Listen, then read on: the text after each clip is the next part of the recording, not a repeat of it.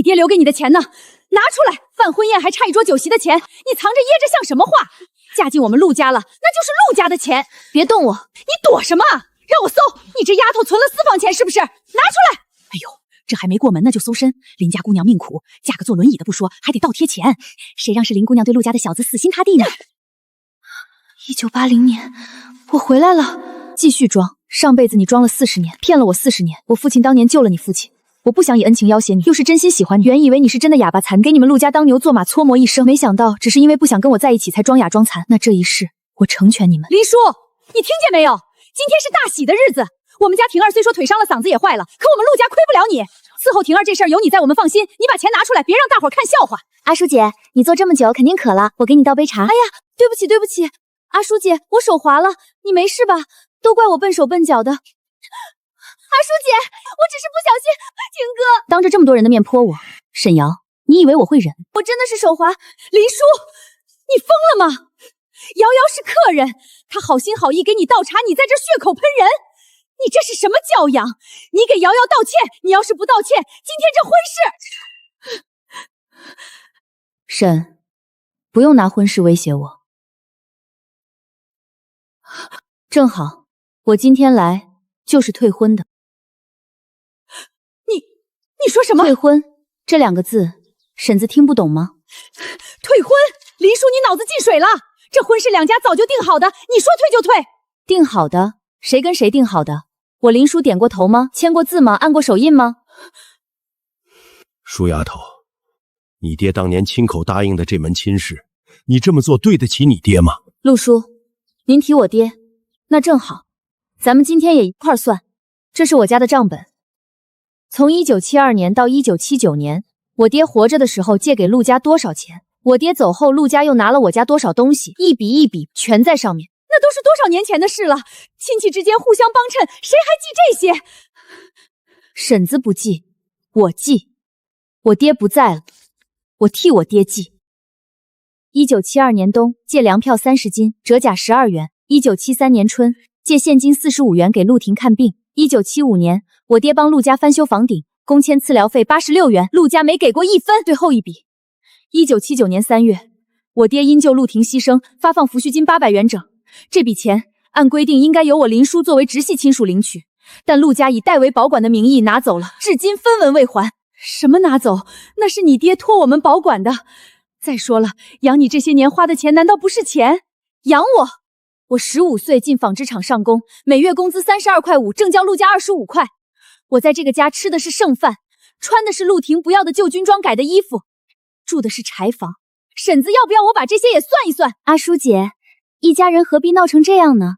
婶子对你也不是没有感情的，有什么话好说。退婚这种事传出去对你名声……沈瑶，你姓沈，这里没你说话的。退婚？退？你以为我们陆家稀罕你吗？嫁进来是你的福气，什么钱早就花了，没有你爱上哪儿告上哪儿告。陆婶，您说没有是吧？那我们换个地方说。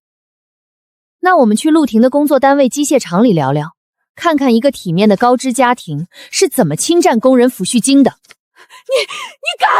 我有什么不敢的？婶子试看我是不是说到做到的人。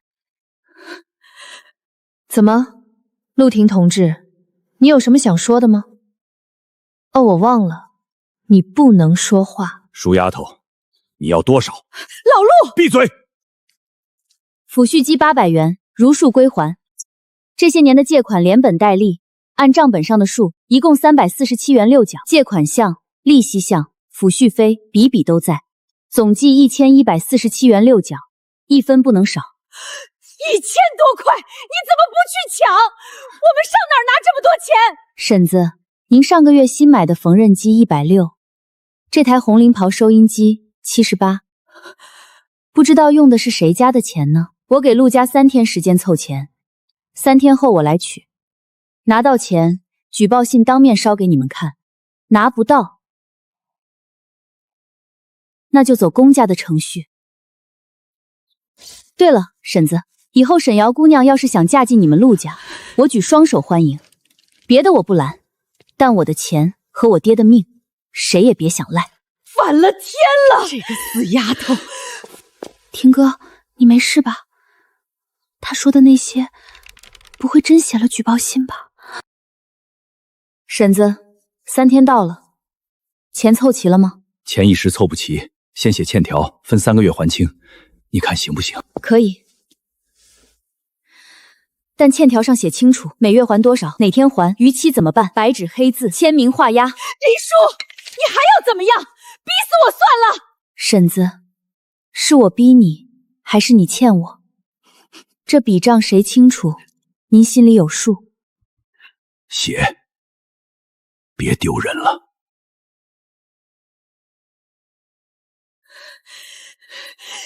拿走，拿走！从今往后，你林叔别再踏进我陆家的门。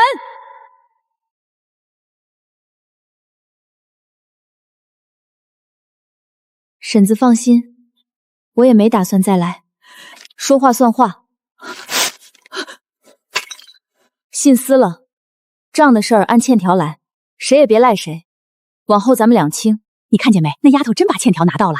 这林家丫头平时闷不吭声的，今天这是变了个人啊！吸引你，陆婷，你少在我面前演戏了。你那点把戏烂透了。从今天起，你是死是活，跟我林叔没有1分钱的关系。这话说的，这是真断了。陆家那小子脸色好看了。让开！跑什么？心虚了？我赶火车，没空跟你废话。林叔，识相的把欠条留下，否则你今天走不出这车站。沈瑶，你想清楚了，这是公共场所。想得很清楚，你把陆家搅得鸡犬不宁，拿了钱还想跑？欠条交出来，今天的事儿就当没发生。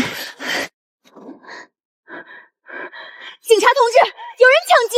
怎么回事？抢劫？就那个男的，我刚看见他动手了。哥，走，快走！姑娘，没事吧？人没伤着吧？没事，谢谢。你是陆家小子？你来晚了，昨天一早就搬空了。那丫头走得干净，一件东西都没留。我问她去哪儿，她说南边不回来了。陆家小子，我说句不中听的，你们陆家对人家那丫头，人家爹没了，你们吞了钱，还想拿人当免费保姆使，换你跑不跑？你瞪我也没用。那丫头比你们陆家任何人都硬气。走了好。您是经理吧？我想租您楼下半截柜台，带后院一个裁缝工位。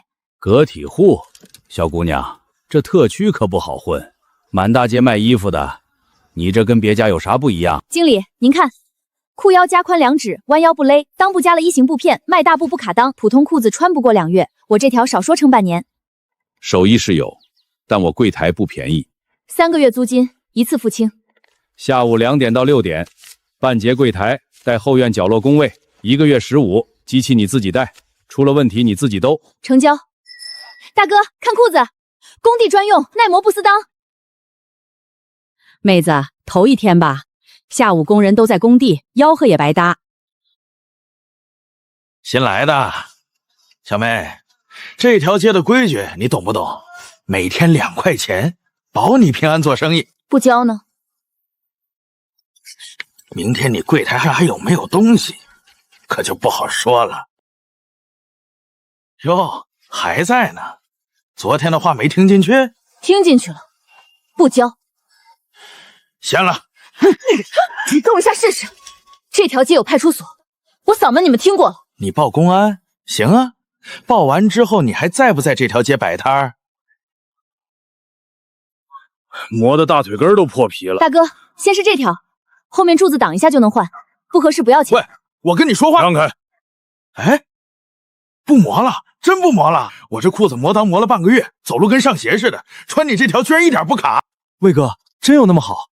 这膝盖这儿厚实着呢。我工地上那帮人，裤子2个月换一条，光裤子钱就够我心疼的。大哥，您工地多少人？一人一条，保准半个月不用补裤子，批量拿我给你便宜。我手底下32个人，你这裤子多少钱一条？零卖8块，您要是30条以上，6块5一条。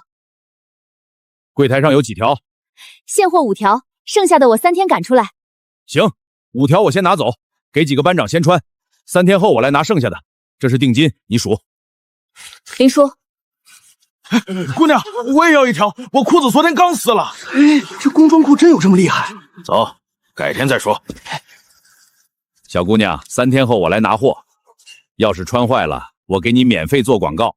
除了这些，你还会其他的吗？穿坏了我赔您新的，我会的可多了，植物染料可有一手。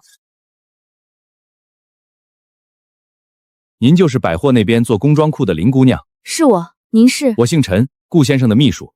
顾先生在包厢等您，请跟我来。坐。我母亲皮肤敏感，市面上的成装化学染料一沾就起疹子，港城买的、广城买的都一样，最贵的真丝也不行，染料过不了关。这件穿了不到1个小时，脖子肿了一圈。老太现在只敢穿白皮布，跟病号服似的。顾先生怎么找到我的？有人跟我提过，百货那边有个姑娘会做植物染布料，没有化学染剂。我不信，所以请你来当面看。您闻，没有染料味儿，反倒有股草药香。板蓝根和栀子染的，植物染不含化学染剂，布料透气，越洗越软。我再给您看个东西，您摸贴脖子那面，一点刺感都没有。植物染的布料纤维不会硬化，穿3年5年照样是这个手感。您母亲要是穿这个，不会过敏。没有化学染料的刺鼻味，反而有股清香。姑娘，这手艺是你自己的？是，祖传的植物染方子，专调理敏感肤质，穿久了也不伤皮肤。顾先生觉得值多少钱？林姑娘，你现在1个月能做多少件成衣？1个人1台缝纫机，成衣的话1个月撑死20件。20件。你知道申城现在有多少人买不到合适的衣服？光我认识的太太圈里，皮肤敏感的就不下几10个。你1个人做20件，供都供不过来。我叫顾晨，如果你想开一家真正的成衣铺，随时来找我。我先给您母亲做2件衬衫，穿了再说开铺子的事儿。尺寸您让陈秘书给我。行。婷哥，这边疼不疼？我轻一点。婷哥，你是不是哪里不舒服？我给你倒杯水。哎，婷儿，你说那个林叔走就走了，招呼都不打一个。我这2天腰酸背痛的，连个端茶倒水的人都没有。阿姨，我在呢，你有什么事吩咐我就行。还是瑶瑶贴心，那死丫头走了倒清静，就是没人伺候了。瑶啊，你什么时候嫁过来？早点进门，我也好享福。阿姨，这婷哥还没开口呢，我哪好意思？他现在这样，还挑什么时候？我做主了。婷儿，你干什么？林叔的抚恤金？什么抚恤金？婷哥，你怎么突然问这个？那笔钱不是之前你住院的时候花在医药费上了吗？阿姨知道的呀。瑶瑶，他说的是真的？不是的，那个钱是我帮着周转了一下，我后来还了的呀。婷哥，你听我解释。那笔钱，你老实跟我说。阿姨，真的是误会，我回去把账单找出来给您看。老周，你干什么？肖酱，你拿肖酱泼我的布。我没有，我只是洒点水，路过洒点水。洒水需要用消碱。老周，你闻着味儿，你跟我说这是水。你别血口喷人，谁知道这是不是你自己放的？我3天前就发现有人动过我的布料，昨天我去派出所报了案。老周，你跟警察解释去吧。你报案了？报了。林叔，你听我说，我就是一时糊涂，你生意太好了，我那边1个客人都没有了，你能不能别报案，我赔你布行不行？赔不钱。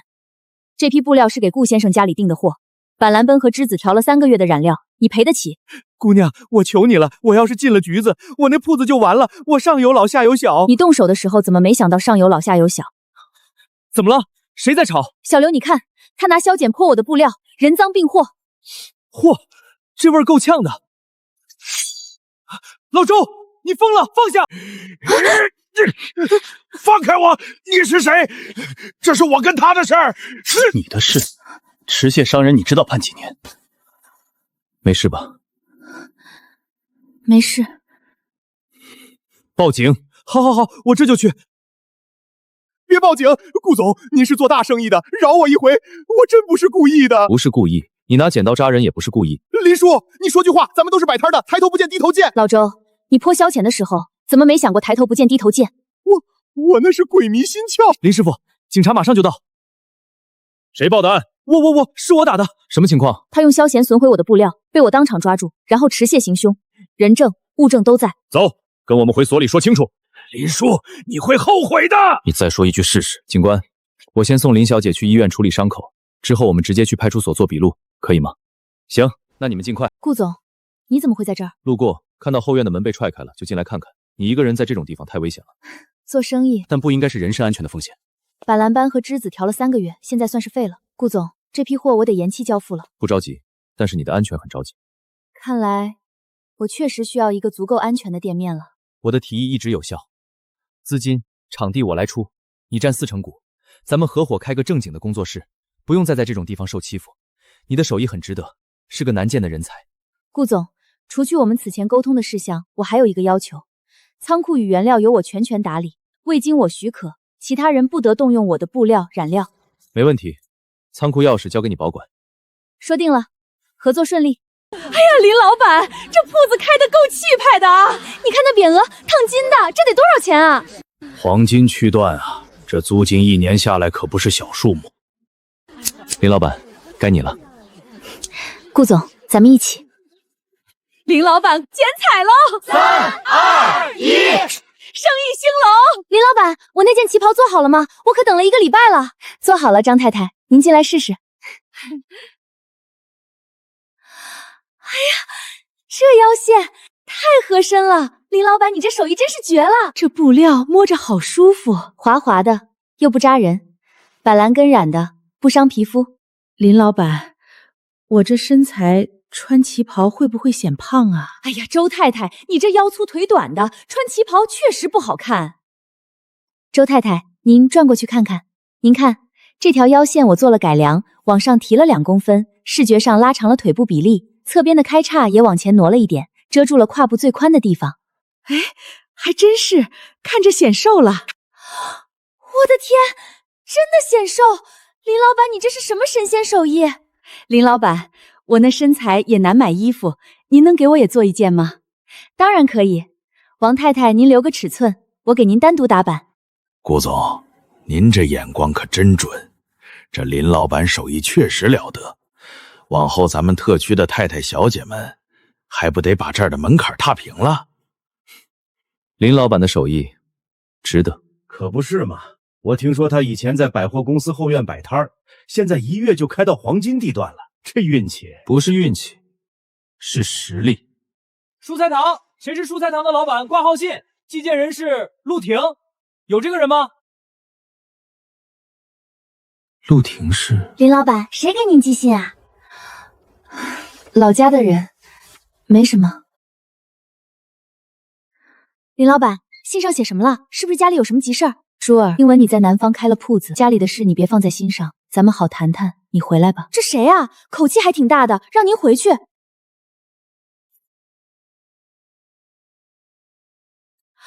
林老板，您这……小梅，把茶点放下，出去忙吧。喝口热的。那封信是上次那个陆婷写的。需要我帮忙处理一些过去的人或事吗？不用，垃圾就该待在垃圾桶里。顾总，坐。我们谈谈下一步在申城开分店的计划。你倒是干脆。做生意的人不干脆，还等着别人替自己做决定。顾总，我看了几个铺面的位置，你帮我参谋参谋。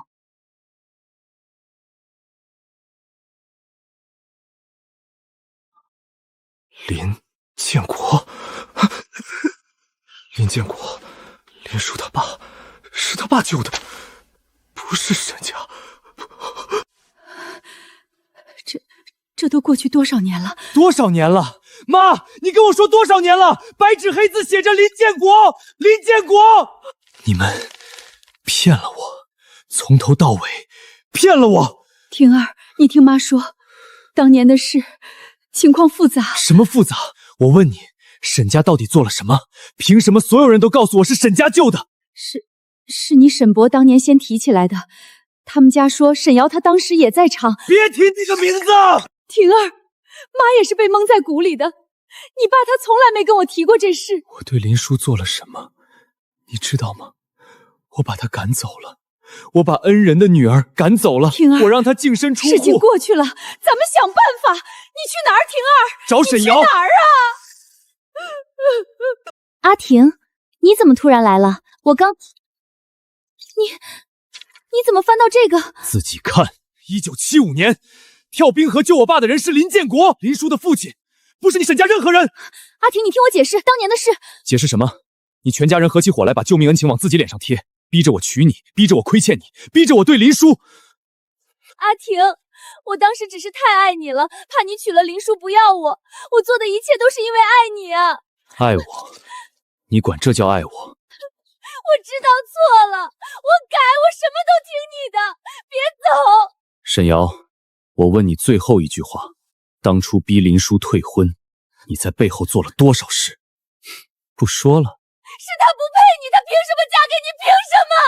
你让我觉得恶心，我们完了。陆婷，你不能这样对瑶瑶，你们两家是什么交情？什么交情？去问你们沈家那点交情去到底是怎么来的？林叔，对不起。陆婷，你这几天跑哪儿去了？常务会开了2次，你都没到场，车间主任都来问我了。厂长，这是我的辞职报告，还有一份调离申请。陆婷，你疯了！厂里下个月就下文件了，全厂800号人，你说不管就不管了？为了一个女人去申城当盲流？厂长，我把我的命弄丢了，我要去找回来。你跟我说什么命？你爸把你从车间学徒带到今天这个位置，你对得起他吗？厂长，正因为我爸，这件事我不做，我这辈子都不配做人。是为了林家那丫头？你要知道，你这一走就什么都没有了。你想清楚了？申城那地方鱼龙混杂，你一个人去了连饭都吃不上。辞职书我压3天，3天之内你要是回来，我当没发生过。谢谢厂长。那不是陆副厂长吗？他干嘛呢？把制服脱了，这是什么意思？这是什么意思？我听说他要走，不干了。他不是马上就要当正厂了吗？疯了吧？就这个铺子？是海哥，这个姓林的女人来申城不到1年，铺子已经开了2间分店了。听说下个月要接岗上的单子。还挺能耐，盯着点儿，别让他太舒服了。你中午就没好吃饭，晚上想吃什么？我订了那家新开的港式餐厅，靠窗的位子。听你的。顾先生天天来接老板。那个男人谁呀？长得好俊哦。港商，姓顾，听说家里做纺织出口的，有钱的很。林老板真是命好，人漂亮，生意做得大，连男朋友都这么体面。哎，让让！站马路中间发什么愣？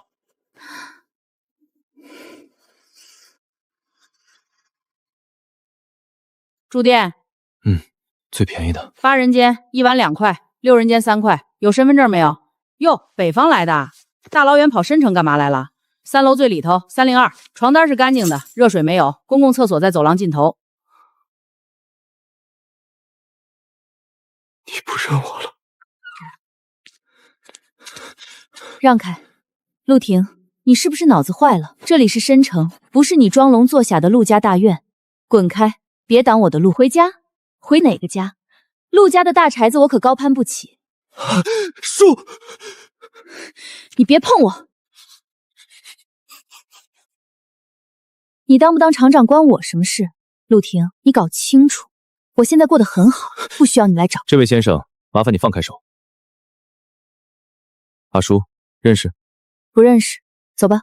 你还有你，今天卸港货2毛钱一袋，干不干？干！刘哥，送我一个。你行吗？看着文文弱弱的，还是个哑巴。算了，要能说话的。松手！哑巴干活不方便。走，别耽误我挑人。凭什么他林叔能过得这么好？大招牌挂着，店面开得风生水起，还有男人前后的护着。妹啊，你跟哥说实话，陆婷那小子到底怎么了？堂堂副厂长说不干就不干了？还能怎么了？他疯了，为了那个女人连厂都不要了，像条狗一样跟到申城来。哟，妹妹下血本了啊？这得有2000吧？哥，我求你了，我要让林叔在申城待不下去，我要让他身败名裂，让他的店开不成。这事儿不好办啊，人家林叔现在可是申城小有名气的裁缝，做事又稳，想整他得找准路子。哥，你不是认识道上的人吗？你不是说你在申家门路广吗？认识是认识，那还等什么？我不管你用什么法子，我就要他的店开不下去。有个法子。什么法子？我有几个兄弟以前在化工厂干过，我有办法让他店里出乱子，生意做不下去。这法子行，可是这事儿风险大，兄弟们得冒险。光这2000，够不够？够了，够了。放心，哥办事你还不放心？1个月之内，保证他店里出大事。小沈啊，这个月房……知道了，知道了，明天给你。哟，姑娘长得俊啊，怎么住这种地方？关你什么事？这姑娘脾气可真够冲的。妹啊，沉住气，这事儿急不得，得慢慢来。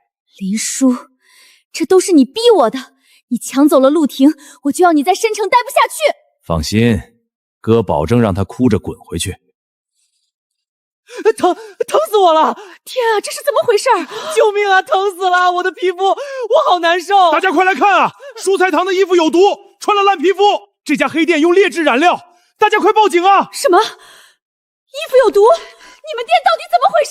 这是要害死人啊！不是，我们的布料都是正规渠道来的。你看看，人都成这样了，还说正规渠道？让开，我看看。别碰我，疼死了！你还想干什么？还想毁尸灭迹啊？你们这衣服是什么时候在我店里做的？3天前，我们有收据。大家看清楚了，这就是证据，蔬菜堂的收据。怎么回事？出人命了！听说有人穿了这家店的衣服，皮肤都起红毛毛了。小张，去把这3天的订单记录拿来。是，林姐。拿什么拿？你们是不是想改记录？让他去。工商局的都别动。同志，你们来的正好，这家黑店卖有毒衣服，你看我兄弟都烂成什么样了。对，我刚才差点就买了。太吓人了，这得赔多少钱啊？同志，先别急着下结论。你是这家店的负责人？我是林叔，蔬菜堂的老板。就是他卖的有毒衣服，疼死我了！我要告你们，我要让你们倾家荡产。这家店我听说过，挺有名的，怎么会出这种事儿？有名有什么用？现在这些商家呀，为了赚钱什么都敢干，出了这种事儿还不得关门？你想干什么？还想毁证据？让开，我要看看他的伤。让他看。别碰我，疼！大家看清楚了。这是什么？这是强刺激性化学腐蚀剂。我家做了多年裁缝，什么布料什么染料没见过。我们店里用的全是植物染料，根本不可能有这种东西。你胡说，这肯定是你们布料里本来就有的。你干什么？这位兄弟，为了几个钱，连自己的皮肤都敢毁。这不关我们的事儿，是他自己弄的，我们什么都不知道。不是我，是有人让我干的。这是工业腐蚀剂，涉嫌敲诈勒索和故意诽谤，我已经报案了。不是我们自己想干的。对，我们是被人指使的，是沈海给我们钱让我们这么干的。林老板，你们店的布料我们会抽样检查，如果没问题，我们会给你们开具证明。谢谢同志。这个沈海跟你有什么过节？他是沈瑶的哥哥，他不会善罢甘休的。我没干，都是那几个混胡说的，我冤枉。完了，全完了。阿婷，你怎么在这儿？你放开我！你抓我干什么？我只是跟他抱怨了几句，我没让他去做那种事。你疯了？凭什么？我又没犯法。阿婷，求你了，我们从小一起长大，你不能这样对我。你当初不是喜欢我吗？你不是为了我连林叔都不要了吗？你怎么现在这样对我？还给我，那是我的手机，你没有权利看。那是气话，我当时太生气了，我没想到他真的会去做。你把手机还给我，那是我的隐私，你不能拿走。陆婷，你真这么狠心吗？我不会自首的，你做梦！阿婷，你来这儿都快1礼拜了吧？天天干的比谁都猛，你到底图啥呀？赵哥，你不知道吧？我打听过了，人家以前是大厂的副厂长，手底下管几百号人的。副厂长？你唬我呢？副厂长跑这儿搬砖？真的，听说是家里出了事儿，厂子也没了。兄弟，你好歹也是当过领导的人，怎么沦落到这儿来卖苦力？这活一天才多少钱？你犯得着吗？你一天往对面看什么呢？那不就是个裁缝铺子吗？赵哥，你没发现吗？每天那个女老板一出现，咱阿婷就跟定了似的盯着看。哟，闹半天你不是来搬砖的，你是来看人的呀？你看他那眼神儿，这女的谁啊？长得确实挺好看。好看归好看，人家开豪车，咱搬砖的，中间隔着一条马路，跟隔着天一样。兄弟，我看你不像是来干活的，你跟那女的到底什么关系啊？欠钱？不欠钱，那欠什么？欠什么都比欠钱难还。林总，那个人又来了，他在雨里站多久了？林叔，快看，阿婷又去找那女的了。林总，您快上车吧，雨太大了。兄弟，你这是何苦呢？陆婷，别演深情了。以前你装聋作哑冷暴力我的时候，想过我也会在雨里等你吗？你那时候怎么对我的？你连正眼都不看我一眼。我生病发烧，你当没看见；我委屈的哭，你转身就走。现在轮到你了，你就受不了了。你觉得委屈，你觉得不公平，你的深情让我恶心，因为我知道你不是爱我，你只是不甘心失去。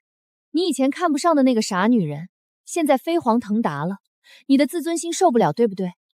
你追来这里，不过是想证明你陆婷还有魅力，还能让我回头。不是，别演哑剧了，你确实很会装聋作哑，现在还演上瘾了。阿叔，等久了吧？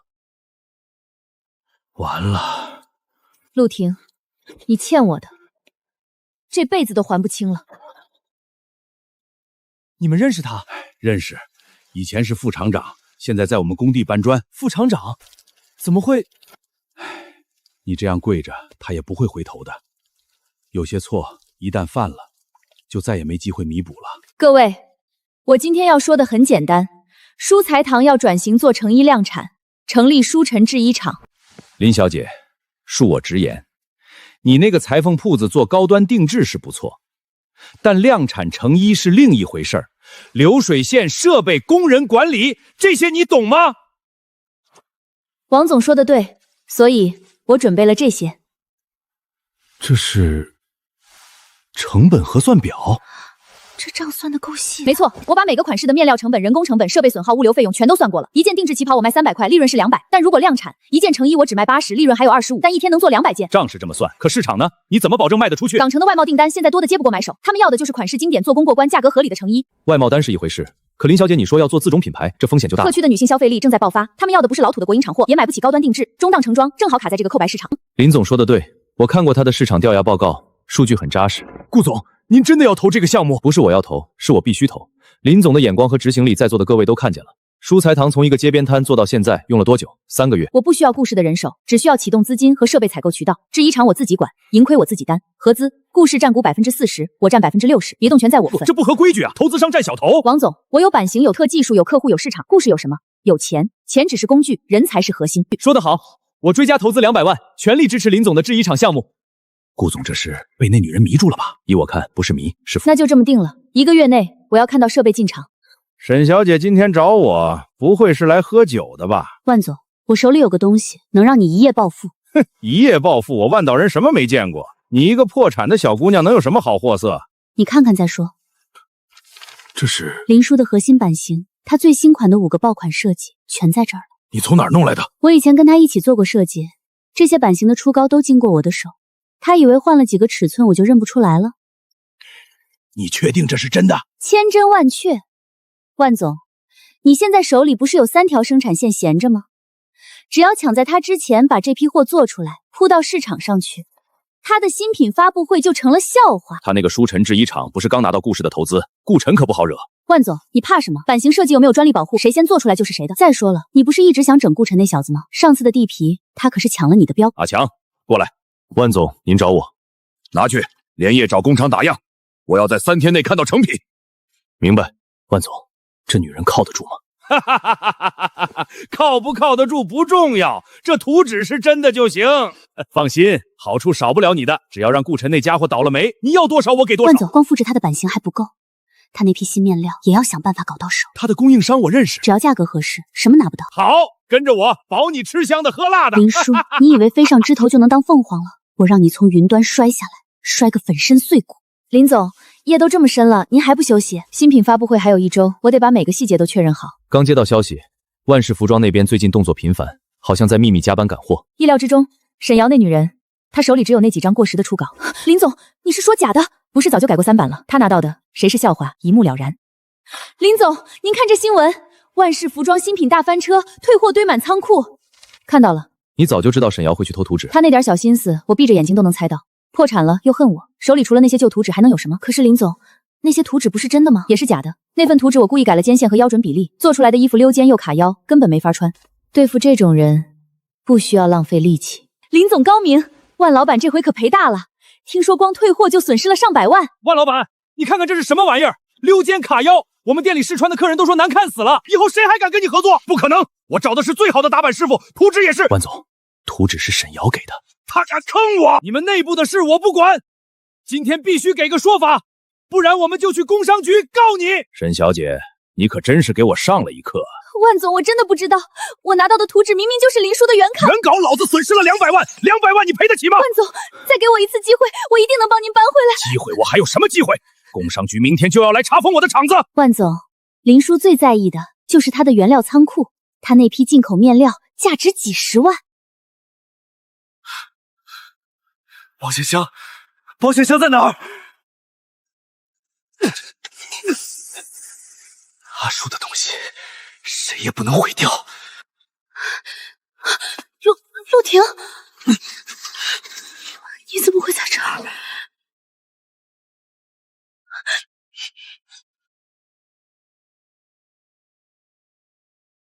仓库着了，布料仓库着了！张哥，我刚才看见有个男的冲进去了。什么？人还在里面？里面真有人啊！那不得被烧死啊！所有人退后，不要靠近！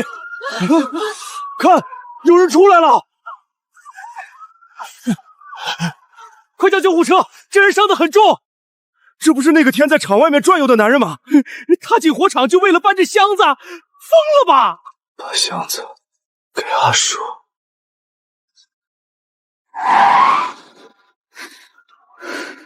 快看，林总来了！天哪，这火烧的，林总的布料全完了吧？林女士，火已经灭了，但仓库里的货基本全毁了。人呢？我听说有人冲进去了，在那边，刚抬出来，伤得很重。先生，你松手，我们得给你处理伤口。你的图纸都在，帮我拿着。好，马上送医院，用最好的医生，所有费用我出。好的。阿叔，你别走。林女士，这人是真不要命了，为了个铁盒子硬闯火场，横梁砸下来时刚好砸在他的双腿上，火顺着他的裤子烧了起来，他一声不吭，就这么一路爬出来的。查出起火原因了吗？初步判断是人为纵火，我们在现场找到了汽油桶和打火机，警方已经介入调查了。林女士，曾左部调了监控，他晚上10点左右出现在仓库附近，还带了2个同伙，目前3人已经潜逃，我们正在全程通缉。我知道了，麻烦你们尽快抓到他。醒了，病人醒了，医生快来！先生，你能听见我说话吗？听见的话眨眨眼，别说话，你的声带严重受损，现在不能说话。10万块，够你的医药费和未来几年生活费。陆婷，你救了我的版型底稿，这份情我认，但这份恩情可以用钱了结。从今天起，我们两清。救你是因为你救了我的版型底稿，但这不代表我会原谅你。陆婷，你前半辈子怎么对我的，我记得一清二楚。林总，他好像有话要说，他想说什么我都知道，无非是后悔、道歉、求原谅，但我不需要听。林女士，你和这位先生……前夫，准确说是我退了婚的前未婚夫啊。那他为了救你的东西冲进火场，所以我用10万块买断。天哪，伤口裂开了！快帮忙！放手！对不起，陆婷，你的对不起晚了整整一辈子。阿叔，我送你回去。你说你这是何苦呢？行了，少说2句。周老板，这些够我在这儿住一阵子了吧？哼，沈小姐，你一个通缉犯留在我这儿风险不小啊。我知道你在做走私生意，我能帮你把布料生意做到深城去，搞垮舒尘制衣，整个华南的面料市场都是你的。口气不小，你现在这样子，凭什么跟我谈条件？因为我了解林叔，了解舒尘制衣的每一个环节，我知道他的供应商是谁，他的客户是谁，他的软肋在哪儿。说下去。你看这个，他现在风光无限，但他有个致命弱点，顾晨。顾晨，那个搞外贸的？没错，林叔的订单渠道资金1半以上都是顾晨给的，只要搞垮顾晨，林叔就完了。有意思，你打算怎么搞？顾晨最近在谈一笔大生意，跟港城那边的布料商合作，我有办法让这笔生意黄了，顺便让你的人顶上去。你要什么？我要林叔身败名裂，一无所有。周哥，有人打听咱们这儿收不收人？让他滚！沈小姐，话说得漂亮，但你得先证明你有这个本事。给我2个月，我让顾晨的外贸公司关门大吉。行，我给你这个机会，但你要是办不成，别怪我不客气。放心，我做事从来不失手。小弟，是周哥，给沈小姐安排个房间。林叔，你以为自己赢了，我会让你知道什么叫真正的绝望。林厂长，您快来原料车间，出大事了！什么情况？这批布料一洗就掉色，缩比也超标2个百分点。哪个供应商？德丰布行。林厂长，他们合作3年了，以前从没出过问题。阿叔，这染料味道不对。裁剪车间昨天用的布料也有问题，今早缩了一圈。立刻封存所有德丰的货，1米都不许动。怎么突然出问题了？有人故意搞鬼。看来有人在暗处坐不住了。顾晨，你说会不会是我们的老朋友沈瑶？除了他，谁会这么了解我们的供应链？林厂长，我给德丰老板周进国打了电话，他说这个月根本没给我们发货，送货单和公章都是假的。查这个送货单拿来。沈瑶，你以为躲起来我就找不到你？车牌是假的，但我的人查到那辆货车最后出现在广城方向，跟一个走私布料的团伙有关。果然是他。从现在开始，所有入库布料双重质检，仓库主管任何可疑的送货人一律扣下。是。准备一下，我们去趟广城，顺便报警立案。你搞砸了。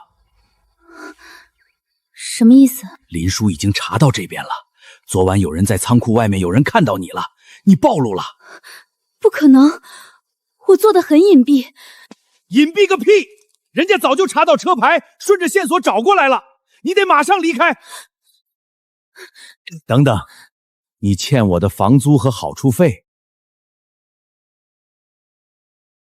哼哼，就这些破烂，算了，滚吧，老子不想惹麻烦。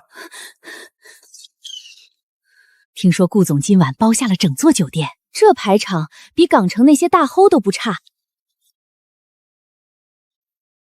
阿叔，林叔，这一辈子我只想和你在一起。林叔，从看到你第一眼起，我就知道你是一只不会被束缚的凤凰。我不想做你的牢笼，我只想做你的翅膀。嫁给我，让我守护你余生。看林厂长的表情，顾晨，你知道我这个人不信什么山盟海誓。我知道，所以我不跟你说一辈子，我只说明天、后天，每一个你需要我的日子。顾晨，你起来。我林叔这辈子不靠任何人，但如果非要选一个人并肩走下去，把戒指给我。啊！开香槟，全部开！谢谢你，愿意信我。怎么回事？顾总，下面有人闯进来了，保安拦不住。你们放开我！我要见林叔，我要见那个没良心的女人！谁呀？怎么混进来的？大家快来看啊！这个女老板有钱了，就不要乡下的残疾丈夫了。我儿子以前是堂堂大厂干部，为了救他的厂子都烧成这样了，他连看都不看一眼啊！老天爷呀，你们评理啊！让他说。他倒好，跑到申城来家扶老板，他良心让狗吃了呀！大姐，您说的是真的吗？林厂长的前夫，我儿子陆廷为了救他家的小作坊，冲进火里把腿被烧坏了，他转头就跑了，1分钱都没给过我们。林厂长，您能回应一下吗？林叔，你摸你的良心！我儿子为你断了腿，你现在住高楼戴钻戒，对得起他吗？你就是心断 NFP 的白眼狼！你就是那个野男人吧？你抢人家老婆，你不怕遭报应啊？让遭全申城的人看林叔是什么人？他就是嫌贫爱富，我儿子残了他就不要了。阿叔，我不是来闹的，我妈她……你就是太老实，才被这个女人骗了。这林厂长不说话，是不是默认了？说不清楚的。林厂长，面对前夫的指控，你有什么要说的吗？陆女士说的是事实吗？您是否确实抛弃了残疾前夫？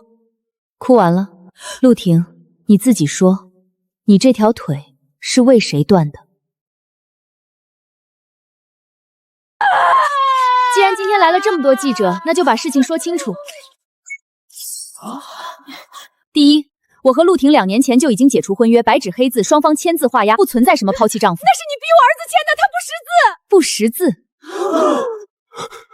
陆先生，这份诊断书您怎么解释？您当年是装残疾的。假的，都是假的，他伪造的。第二，我父亲是因工地意外去世的工人，抚恤金800块，1分没落到我手里，全被陆家侵吞了。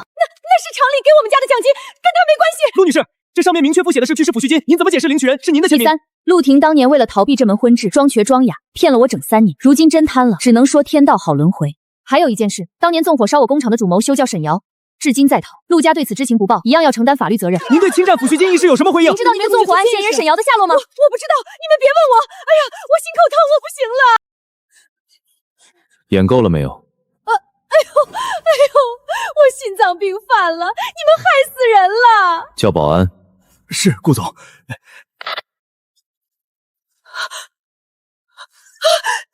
们要干什么？我有心脏病，你们不能碰我！哟，心脏病好的挺快，刚才不是不行了吗？这就活蹦乱跳啦。送出去。放开我！你们凭什么赶我？我要报警！我要告你们！活该，贪了人家的抚恤金还有脸来闹。就是装残疾骗老婆那种人，有什么好可怜的？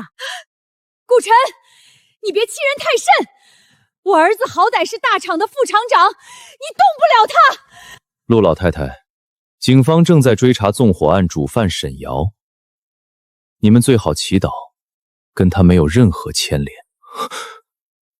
我们不认识什么沈瑶，认不认识不是你说了算。申城不欢迎你们，趁我没改主意，走吧。走，赶紧走！妈，别说了，你还嫌不够丢人吗？走！累不累？还行，比当年摆地摊轻松。摆地摊那会儿你也没怕过谁？怕过，刚到申城那年，兜里就剩32块钱，怕得整宿睡不着。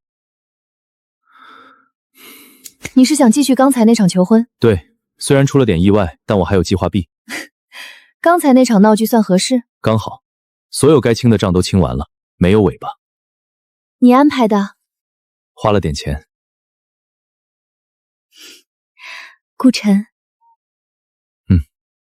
谢谢你一直站在我身边，带吧。从今往后，风雨我挡。不用你挡，我们一起走就行。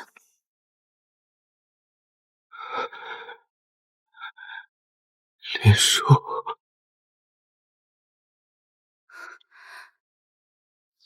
阿婷，我到处找你，你怎么找到这儿的？我听说你妈被人从酒店赶出来了，我找了3天才找到你。阿婷，你看你现在住的什么地方？你本来是厂里的副厂长啊，你怎么沦落成这样？跟你没关系，你走。是我害了你，我知道，当初是我出的主意，是我让你装哑的，都是我的错。可是阿婷，我也没办法呀。我现在被通缉，到处都是我的照片，我连觉都不敢睡，我真的走投无路了。阿婷，我想了一个办法，林叔他做扎染，那些核心版型和染坊值几百万。你疯了！我没疯。阿婷，你想，你现在什么都没有了，厂子没了，老婆没了，腿也废了，你还在替谁守着？他眼里早就没有你了。我欠他的，这辈子还不完，但我绝不会再让人伤害他。哎，那女的是不是通缉犯？我前2天在菜市场公告栏上看过那张脸。别管，别管，报警有金的。陆婷，你不帮我，那就别怪我。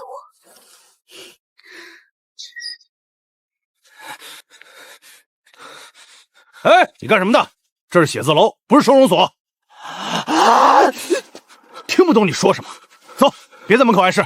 什么乱七八糟的，不看，赶紧走！再不走我报警了。说了让你走，听不懂人话是不是？这人不正常，你盯着点，别让他再过来。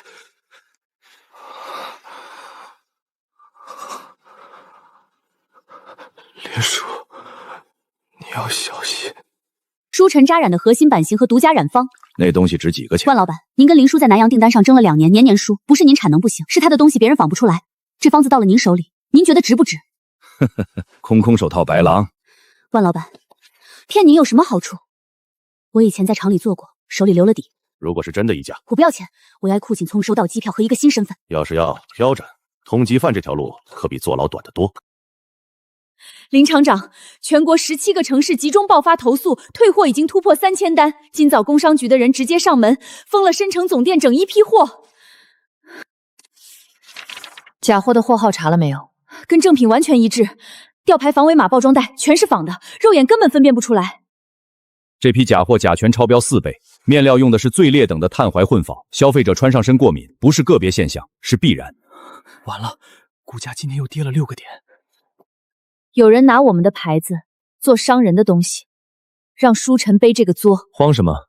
我让人查了，源头在广城。公关部今天6点之前出声明，正品假货的检测对比数据全部公开，正规渠道购买的无条件退换。明白。其余的人给我查，顺着假货的生产源头查，我倒要看看是谁在背后搞这些鬼。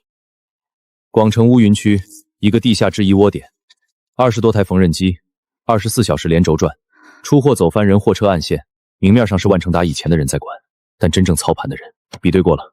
3天前拍到他跟万成达在茶楼见面，整40分钟。当天万成达就往广州汇了款，他手上有你早期的部分配方稿，拿这个跟万成达换合作。他要的是假护照、一张出境机票、一个新身份。那就让他出来，躲了这么久，该收网了。证据我让人整理齐，先告诉你，再通知警方。这件事你有权第一个知。沈瑶，你每走一步都是在给自己挖坟。万总，这批货后天就能出完，全省30个百货站同时付货。不错，这商标缝的跟真的一模一样。林叔那丫头忙着开秋冬订货会，等她反应过来，货早卖空了。警察，所有人不许动，双手抱头蹲下。别开枪，别开枪，我就是个打工的。你涉嫌生产销售假冒伪劣商品，现在依法逮捕你。我要找律师，我要见律师。沈瑶在哪儿？谁？我不认识什么沈瑶。 3天前茶楼见面40分钟，银行还款凭证我们都查到了，少装蒜。他人在哪儿？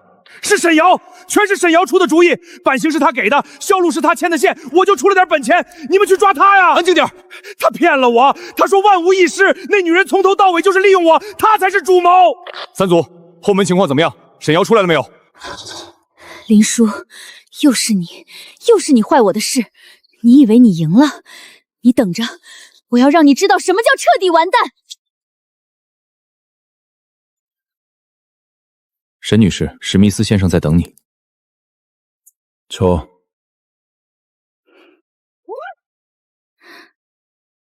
第1份，林叔早年亲手画的设计原图；第2份，他的供货渠道；第3份，客户名单。这些东西你怎么拿到的？史密斯先生不必问来路，您只管验货。沈女士，东西确实有价值。 你开个价，不谈钱，不谈情。你要进内地市场，舒晨服装厂是你最大的障碍。我可以继续帮你搞更多内部消息，只要你答应我一个条件。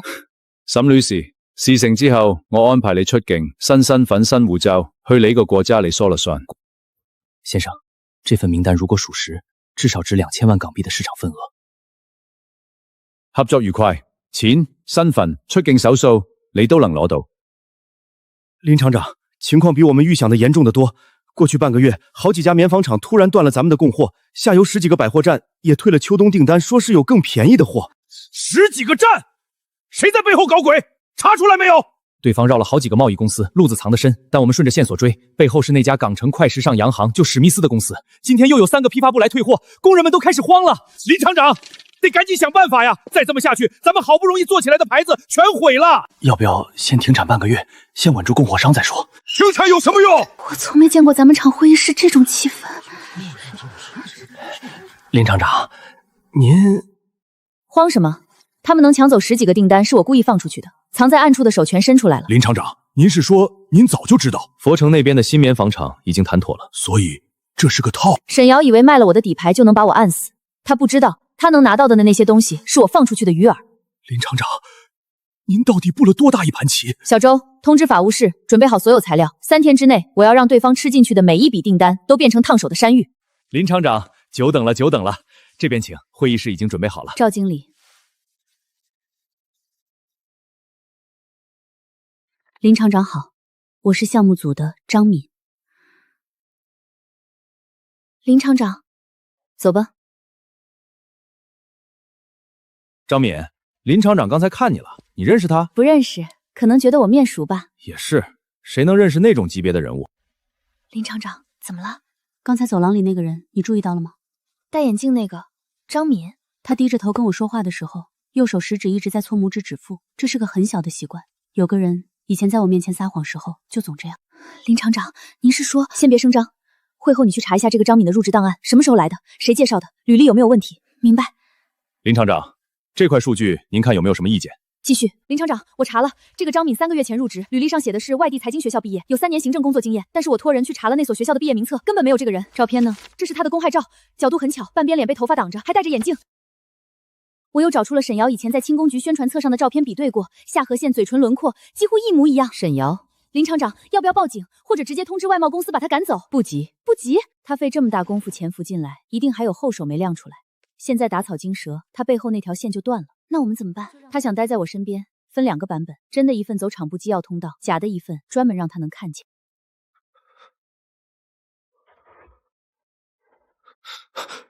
3号房的，大半夜不睡觉干嘛呢？明天还上不上工了？喂，哑巴！阿叔，对不起。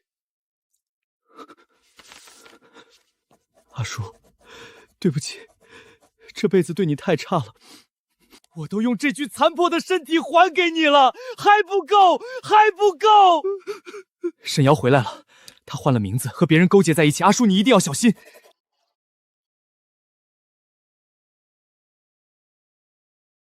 号房，陆婷，下个月房租你到底交不交？再拖下去我可要换锁了，听见没有？每个月就你事儿多。别喊了，这人有毛病，大半夜在屋里哭，不知道犯什么魔怔。造孽哦！来的时候说是什么国营厂的副厂长，我看就是个疯子。手也废了，工也打不了几天，这房租怕是收不回来了。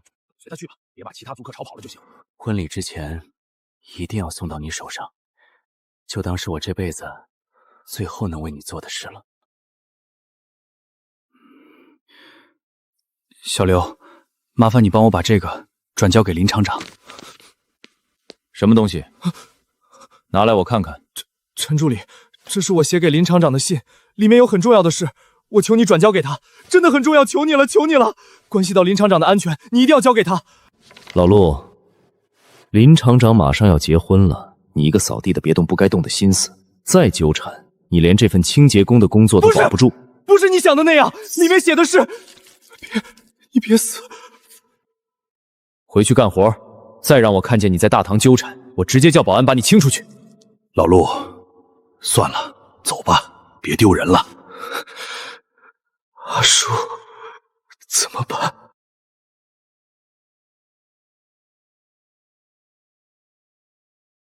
请新郎新娘交换戒指，往后余生都是我的事了。顾晨，谢谢你。阿叔，恭喜你。你这人怎么咳血了？要不要叫个3轮车送你去医院？没事，多少钱？6毛。请新人接受所有来宾的祝福。这人是不是有病啊？一个人喝酒还哭了，还咳血。管他呢，这年头在外面混的，什么人没有？舒晨服装厂今天又丢了5家地市的百货站订单，较上周下滑 9.2%， 经销商都在退货。顾晨在港城的资金链断裂的消息已经上了省报财经版头条。垮了，真的垮了！继续抢，趁经销商慌神，把能拿的渠道全拿下来。史密斯先生，照这个速度，最多3天，舒晨厂就得停工接受注资。3天太久，我给你2天。没问题。沈总，您的咖啡。林叔现在在宾馆度蜜月，等他回来，厂子早就改姓史密斯了。我要让他亲眼看着自己的心血毁于一旦。他不是能吗？他不是什么都有吗？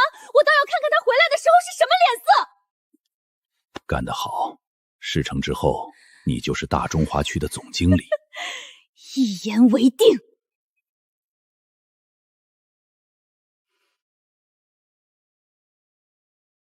怎么了？上钩了。沈瑶，他动手了，比我预想的还急。让他再抢2天，抢够了再收网。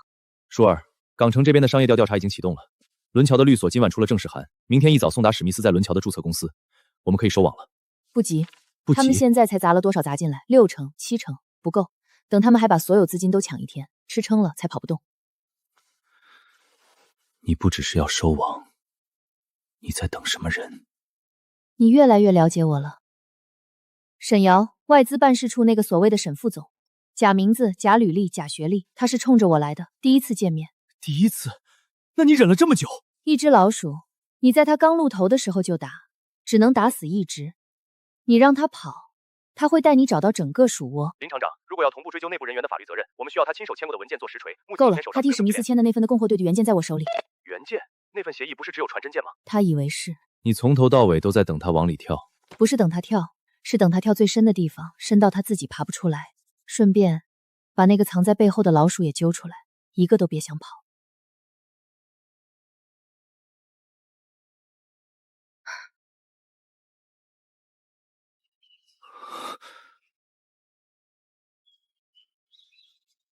脏了，扔了吧。扔了吧。那个保洁怎么回事？别管，新来的临时工怪得很。鱼快上钩了。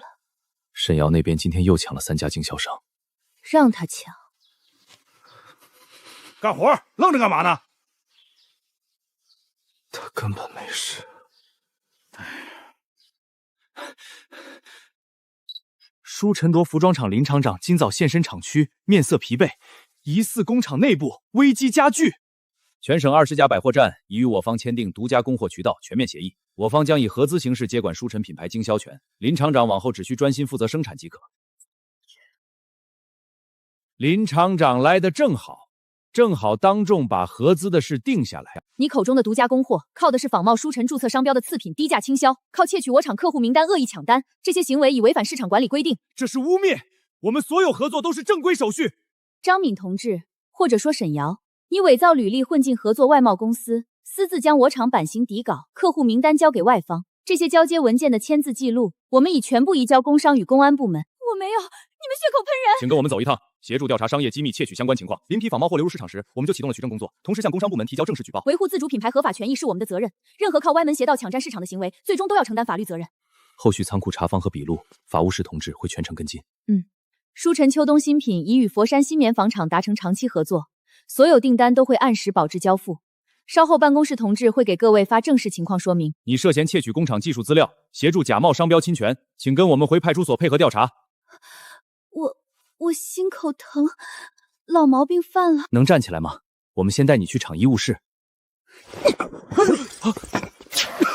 什么都看不见了，守住大门，别让他跑了。侧门跑了，快追！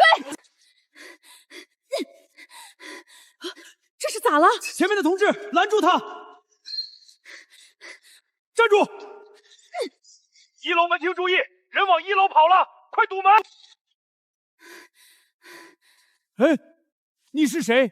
怎么往外面闯？保卫科，快追呀！有人跑出去了！林叔，这事儿没完，你给我等着！沈小姐，到底啥事儿？厂里还等着我呢。林叔那批秋冬新款的样图，你手头有吧？那是厂里的东西，我拿不得。这里500块，够你干半年的。上回你闺女住院借200，林叔批了吗？还有件事，帮我给林叔捎个口信，就说你有急事，让他明天傍晚一个人到这儿来。为啥？你不用管，带不到我就把今天的事原本告诉林叔。林叔，我倒要看招牌在你心里到底有多重。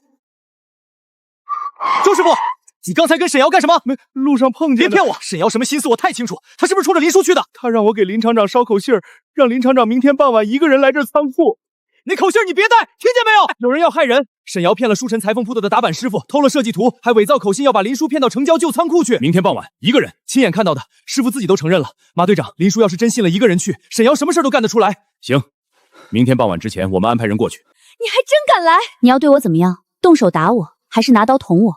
你要真有这个胆子，你不至于只会在背后使绊子。你别逼我！我逼你，是你偷了买通我的图样，是你编了假口信把我骗到这儿来。从头到尾，哪一步是我逼你的？林厂长，我对不住你。周师傅，这事儿回头再说。林叔，你别装了，你就是来看我笑话的，是不是？你从小就这样，什么都比我强，什么都压我一头。你来了深城创业，说成功就成功，连陆婷什么？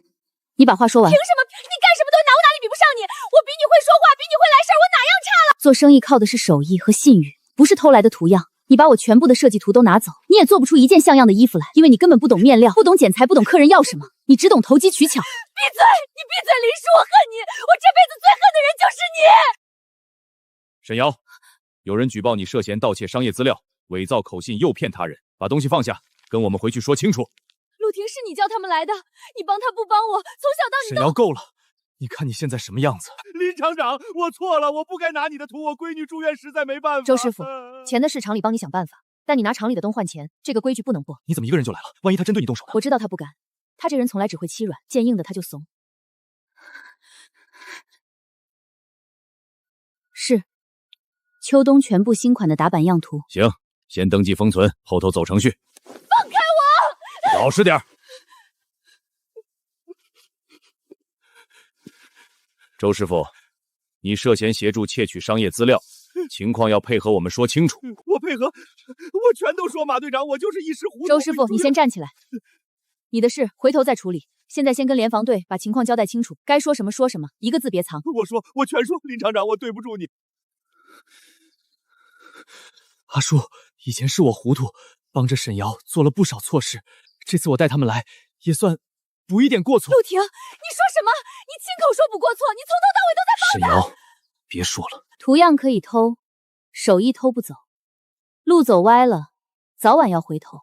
小伙子，今天这事儿多亏你。行了，我们带人回去了。陆婷，你会后悔的。你确定要交这些？这里头有些事儿查不到你头上，你自己交出来，性质可就不一样了。该是我做的就是我做的，帮人挖客户、散布谣言、递假消息，一条我都写清楚了。小伙子，你想好了？这写了交了，可没有后悔药吃。想好了。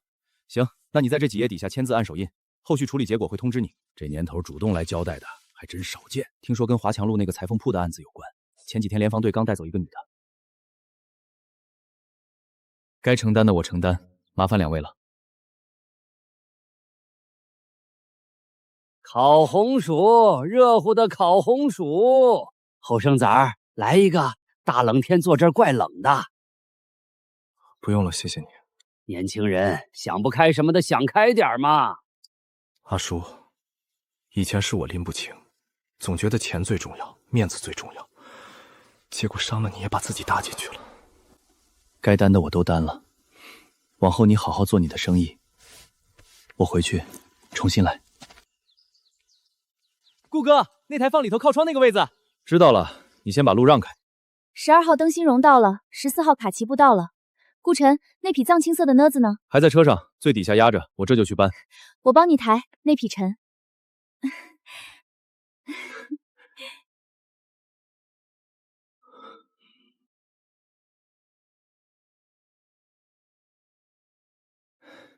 慢点搬，别把腰闪了。你明天还得上工。没事儿，这点活不累。哟，婷子在搬煤呢。王姐，进来坐坐。不坐了，买把韭菜回去包饺子。婷子回来真好，踏实过日子比啥都强。以前你去了南边，你妈一个人在家，我们都替她揪心。王婶说的对，以前是我不懂事。我看这孩子是真变了，跟以前那个眼睛长头顶上的样子一点不一样了。变了，吃了亏才知道变。婷子，听说你在街道机修厂干上了？当学徒，跟着师傅学修电机。你一个以前在申城混的，回来修电机，那厂里16、7的小工都比你熟练，能学门手艺养活自己和我妈，没什么丢人的。妈，你咋了？刚才李叔那话，要搁以前我肯定跳起来跟人吵。我那时候多要面子啊，逢人就吹我儿子在南边挣大钱，以后要当大老板。妈，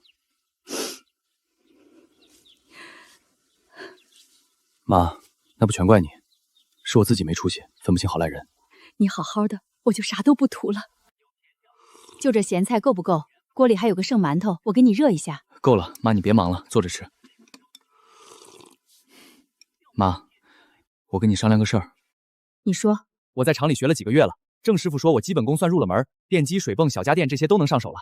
我想着以后攒点钱，在咱巷口租个小门面，开个家电维修铺，不做大的，就给街坊邻居修个风扇、收音机、电饭锅什么的。你认真的？认真的，我不想再去外头瞎折腾了，踏踏实实学门手艺，靠自己的本事吃饭。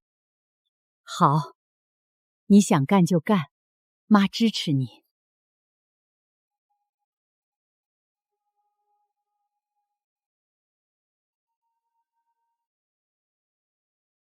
到了，老周刚送来的，堆在后头那间屋。好，今天先把板打出来，明天我过一遍再开采。林老板，我跑这条线2年了，你这铺子变化真大，以前就2台机器1间房，现在6台器3间房，可不是嘛！我以前在电子厂线路板，1个月挣45，到林姐这儿头1个月就拿了68，上个月赶货多拿了80多。80多，你这比好多男工都高了。林姐说了，手艺好就该拿得多，不分男女。林老板，这匹是最后一卷了，车上没了。辛苦了，周哥。阿芬，给周哥倒杯水。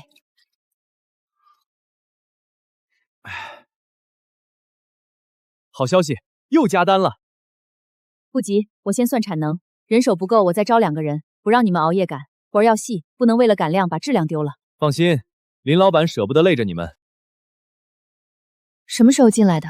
刚才看你一个人在这儿坐了半天，饭也没吃。在算账，李生这批追加的单子利润不错，做完这一票，年底能把新设备的钱全回本。越来越顺了。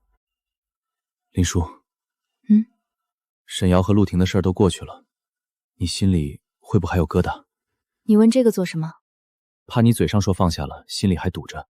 毕竟那些事儿不是小事。真的，他们只是我创业路上的一段教训。有人教我认清人心，有人教我看透算计。交了学费就该往前走了。我的未来是把铺子做好，把跟着我的姐妹们都带起来，让他们靠自己的手艺吃饭，不用看谁的脸色。那我呢？你是我合伙人，跑不掉的。跑不掉就跑不掉。第1堂课，就一件事，踩直线，步放平，手扶稳，脚匀速踩。林老板，我字都认不全，能学会吗？嫂子，能缝补就能学裁缝，认不认字不要紧，手上的活儿是手教出来的。我当年刚上手，也把布踩歪了一整匹。林老板，我左手小指少了一截，还能做裁缝吗？能，裁缝靠拇指、食指和中指配合，你这3根都好的，试了再说行不行？好。踩歪了不怕，拆了重来。做裁缝就这点好，线缝错了能拆，布裁坏了能补，比过日子容易多了。手压住这里，眼睛看针前面那条线，别看针。再来。走了。风大了，要不要回去？难得出来再走。你闻，这海风的味道跟40年前一样。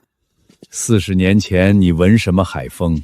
你蹲在布料摊上头数钱，一张一张数，数完了还要再数一遍。那时候一天挣10几块，能不仔细数吗？你倒好，进货的钱让人骗走了，回来跟我说就当交学费。你记到现在呢？我记一辈子。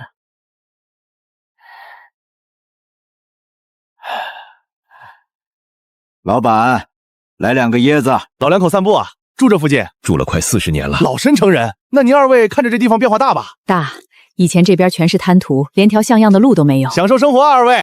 您是林叔林总吧？是我。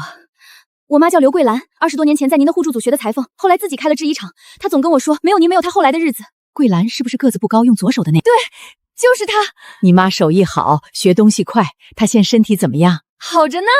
她要知道我今天碰见您，得高兴坏了。你带出来的人都过上好日子了。不是我带的，是他们自己的手艺撑起来的。